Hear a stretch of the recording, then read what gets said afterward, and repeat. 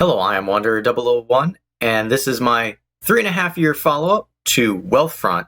But more importantly, this is my review and look at Wealthfront's cash account. Now, it's been a long time since I've actually started on this page without actually being inside of my actual Wealthfront account, because I want to show you the marketing first, but then get into the actual cash account. Now, I will admit, I have been on the lookout for a high interest online savings account, and Wealthfront just kept checking off the right boxes left and right. I will admit there were others that I was considering. I was actually going to split cash between several accounts, but I'll get into the ideas behind that later. And I'm going to specify this with, while I'm starting on the outside, I did put my money where my mouth is, and I do actually have a Wealthfront Cash account. A lot of the reviews that I've been seeing lately of the Wealthfront Cash account are by people who don't actually have Wealthfront Cash accounts.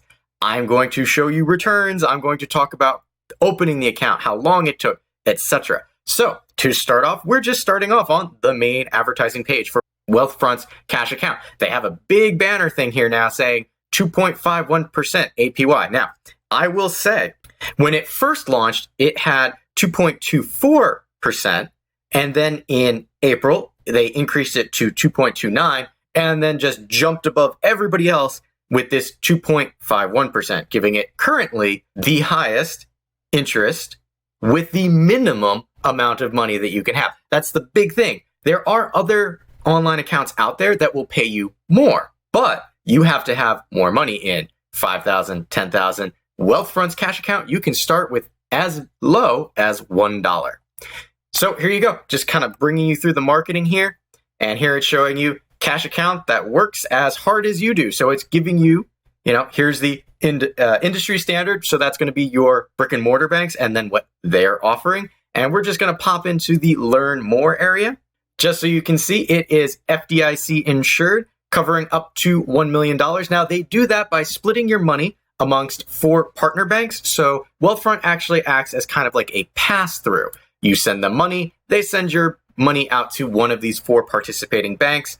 They do change. So actually, in my account, one of the banks that I am currently having my cash invested into, was not one of the original partner banks, but everything is okay because those banks are FDIC insured, meaning you will not lose your money. So here we go. Higher interest means more cash. They're just giving you again, showing you projections. I mean, it's kind of all the marketing, but just kind of going through this so you get an idea when I actually show you the cash account, what might have actually brought you here, aside from this very large number and the nearly 25% above national average. And here it's telling you, when should you hold cash? Rainy day fund, down payment, blah, blah, blah, blah, blah. I'm not going to tell you why you want to hold on to cash. That is your prerogative. So here you go. The big things. It is FDIC insured up to $1 million, again, because it splits between 4 banks. Unlimited free transfers. This is important because a lot of other online banks, you get 6 transfers a month. Now, I will say that you really shouldn't be pulling money in and out because then you don't get interest, and that's the point of keeping money somewhere, is to gain interest. But the ability to know that if I wanted to, I could transfer stuff unlimitedly. No market risk. So what this means is, obviously, this is a cash account, so you might not be earning as much as you would if you invested, but you will not lose your principal. No fees. Now, Wealthfront, for its investment options, does charge 0.25% of assets under management. This particular account, the cash account, does not do that. Fast and easy setup. I will say it was reasonably fast and easy to set up. Now, being that I already had a IRA and investment account, I started on February 28th at 6 p.m. So after hours, and within 30 minutes, my account was created. Money was March 1st at 9 a.m. Money in my Wealthfront account was moved from my bank account. So it was taken from my bank and moved over to Wealthfront, but did not show that it was fully invested, quote unquote, into my Wealthfront account until 4:30 p.m. So that gives you the idea of somebody who set up an account already. Now, what about somebody who was starting from scratch? So I did have a friend who decided to start a Wealthfront Cash account for a large sum of money that they wanted to do something with, but not necessarily invest. And for them, for account setup to the money actually showing up in their Wealthfront cash account, it took between 2.5 to 3 business days. So not terrible. And here you go. Minimum of $1 to open. I did not start with $1, but knowing that that option is there is great. And here you go. You can kind of see how cash fits into your big picture. So it does integrate well into the Path tool, which is important. One of the big things that Wealthfront has that's also free is the Path tool. So yes, they're using the cash account to bring people into Wealthfront, but does it really matter if you're making 2.51%? All right, and here you go. Here is an idea of the returns that you could see. So if you have $10,000 within a year at 2.51%, you can earn $251. If you have it in your standard account, you would only make $10. Now, I've got a different scenario for you. Back when it was at 2.24%, I had $10,000 in a checking account, which gets 0.05% interest. So for 1 month of having $10,000 in a checking account, I made 46 cents. Now, I did put $500 to start off my Wealthfront Cash account.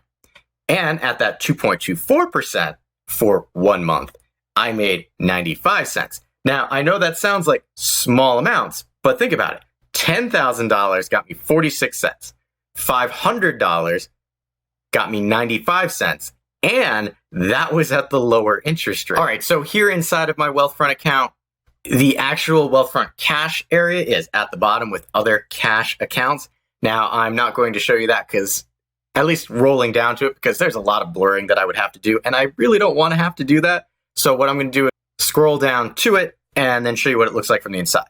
So one of the things I do like in the cash account area, even on the main screen, is it will always show you your current percentage. Now, the percentage can go up, which it has several times, but it can also go down. So just like any other bank account, the interest rate is based on what the Federal Reserve is doing. Now, right now, Wealthfront has only gone up, but in the past, there have been other online accounts that started lower and worked their way up, and I have a feeling will dip back down. Something like Marcus from Goldman Sachs, which is one of the other ones I was looking at, a lot of the reviews when I was originally looking was showing like 1.75%, and then they've raised it to the current 2.25%. So this is variable. Just keep that in mind. But you are doing this to preserve your principal. You are not doing this to make buku bucks. Over here, you can see it has the year to date. So this tells you just how much money you've actually made. So we're going to click down here to view more so that you can see the entirety of what I've been doing. So $500 deposit. Here's my interest of 95 cents. Here's interest of 92 cents. Now, this is calculated daily. So shorter months means less interest. So here we go. Interest of 98 cents. Here is me testing out withdrawal. So you can actually withdraw as low as a single dollar. Now, I did this because in the investment accounts, you can't withdraw a single dollar. You have a much higher minimum. So seeing that you could withdraw $1 was very good. Now, you may be asking yourself, how long does this money take to show up in your actual bank account? Because you do need a bank account in order to attach it to your Wealthfront Cash account. Well, I executed or started the request to remove this dollar at 10 a.m. on 6/10, and it took about 1 to 3 business days. So as of 6/11, funds showed that they were out of my Wealthfront Cash account and transferring to my home bank account. Funds were fully placed into my home bank account by the end of day on 6/11. Now, that was just for me. Your experiences may vary, but figure 1 to 3 business days. Now, the original idea for me was to place my freelance money into this account, and I still will be doing that. I've just kind of ran into moving. Now, I do realize that a cash account isn't the most glamorous thing. It's a savings account, but everybody should have some sort of savings account. So why have a low interest savings account when you can have something that will give you much, much more? Now, I did neglect, you can have repeating deposits. I currently don't have that because, again, freelance work is not steady work. So I do not have a specific amount that will go in every month, but I will move that money over. You can see all transactions and you can manage your bank accounts. Now, if you use the other Wealthfront products, you can actually pick a bank account that you don't actually pull money from. So in my case, I have a checking and a savings account. I pull my money for my Wealthfront investment accounts and this account from my checking, but they do know my savings and it's at the same bank, so it knows the routing number, which means I could pull money directly from my savings and place it into my Wealthfront Cash account if I wanted to. Now, one of the things that was a little strange for me, and that's because I have those other accounts in Wealthfront, is that you do have to set up a specific beneficiary. So I'm thinking because it's the cash account, it's not actually a beneficiary, it's a transfer on death benefit, which is why you had to set it up separately for this style of account. Now, the Wealthfront Cash account is not without its shortcomings.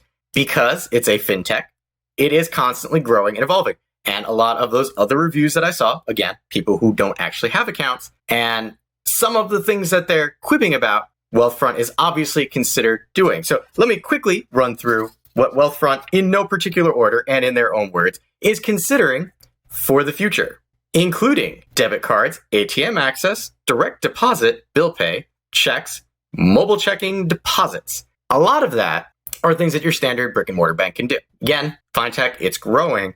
Some of those options, for me personally, I don't care about. I'm looking for just a dumping ground for my money. I don't want to have access to it for an ATM or a check or a debit card. I want this to sit here and grow. I don't want to use this. Other people, I can see, you might want to have access to that. Direct deposit, I will admit, I wish it would allow me to do that. But then again, I'm just moving cash from a client's check from my main bank account into this. So not terrible for me. So touching back on some of those other cons from other videos, is the rate fluctuation. So this annual percent rate, yeah, it's really good now, and they've increased it twice so far, but it won't always be this. This is based on the Fed. Is that a problem? Yes and no. Me personally, guess what? Just because you have your money in a brick and mortar doesn't mean that their rate doesn't change either. So these will change in kind, but they'll always be better than your brick and mortar. The one big argument that I saw made by some other YouTuber was that you cannot transfer funds between your cash account and your Wealthfront investment accounts. Now, I will admit, this does seem like a very large oversight by Wealthfront, and I'm sure they do watch videos about themselves, that they will see this and go, yes, this is probably something that we're currently working on, but I do feel that maybe before they came out with the cash account, they should have had the ability to move your funds from the cash account into your investment accounts. Also, that excess cash that sits in your investment account, Wealthfront, I'm talking to you, make it so that you can put it into your savings account so you can earn a little money off of it instead of having it sit in the investment accounts not doing anything. Just saying, wish it would do that. All right, so with that said, this has been the portion of the video dedicated to the Wealthfront Cash account. Do I think you should do it? Yes, everybody should have a high yield savings account. I've waited far too long to do it. I'm jumping on the bandwagon. I will actually open up a separate account. So I'll have one for my side jobs and then one for my actual cash, and then keep my brick and mortar minimally funded so that, I can pay bills quickly if needed, but also have access to some things that the brick and mortar does. But I want this high yield rate. So if you are leery of Wealthfront, I can assure you, I have been using them for 3.5 years for the investment side. I've been using this since it was publicly available and have had no problems. So with that being the end of the cash account, we're going to talk about the investment side of things and give a quick run through of how my accounts have been doing, as well as new things that Wealthfront has added to their investment side. And one of the first things that Wealthfront has added to the investment side is this here. It is a new path tool, which is expecting a large expense. So in my case, as I mentioned earlier, I'm looking to purchase a home, and all things going well, hopefully that will be next month. And I will be purchasing said home for that much. And what the path tool will say is projected impact. It is showing you retirement. This expense is going to decrease my net worth in retirement by $300,000. Paying for it, this expense will deplete my savings and require $15,000 from my retirement account. And why is that? Well, if we hit done, you'll notice that up here, my net worth is only $236,000. That's partially because of money that I have from my condo sale is in here. But you can see, well, now in the retirement is still manageable. And we have this new path event, which is $200,000 in December. And again, I did that when I was practicing too, and I forgot. Come in here and say July. You have to indicate done next to it to lock it in. And then we hit done. When we come down to our retirement, you can see, well, now it says I will need 1.9. I will only have 1.6.